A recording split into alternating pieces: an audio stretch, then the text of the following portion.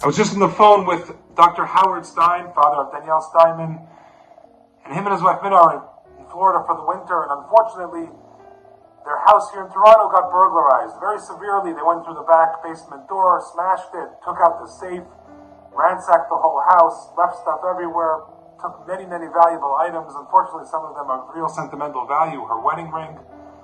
And I called Dr. Stein just to commiserate and give my empathy. And he said, thank you so much. You know, and if this inspires even one person to take security seriously and to make sure their loved ones and beloved items are safe and secure, then that's great. He said, but I want to tell you something. You know, when Danielle and Mike were going through the house and trying to just clean up some of the mess, they noticed an old box that had contained some valuables, which the thieves had taken from somewhere and departed with the valuables in the contents of that box. But they had, in the process, let loose some old photos that were in that box that had never been seen by Danielle and Mike. And she said, these are incredible. These are old photos from way back when.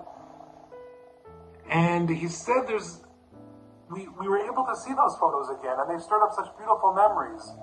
And he said, you know, all of these material items, like everything in our lives, they are replaceable.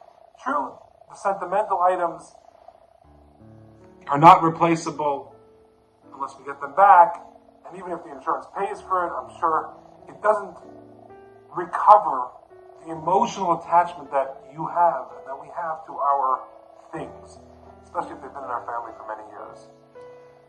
But he said the most important thing, you know, we definitely realize is that we're alive, we're healthy, we weren't home, thank God, when it all happened. And I thought it was just a beautiful, very simple message, and something that we probably all know subconsciously, but we really don't live with on a day-to-day basis. And unfortunately, sometimes it takes, and I'm not talking about the Steins, of course, but all of us, it takes sometimes a jarring event to make us realize what's truly important in our lives.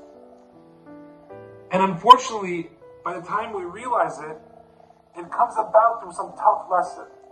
So the lesson I learned from the Steins, the way they took it, the way he was telling me that he's grateful, and they're grateful for the love and the family that they have, and that they're healthy and happy. And this too shall pass.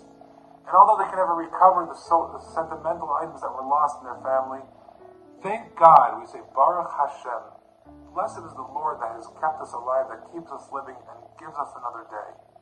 This is a beautiful lesson that I just learned from Dr. Stein. It's a lesson that we must carry with us all the time. You know, the Jewish people, we start the book of Exodus in the synagogue this Shabbat.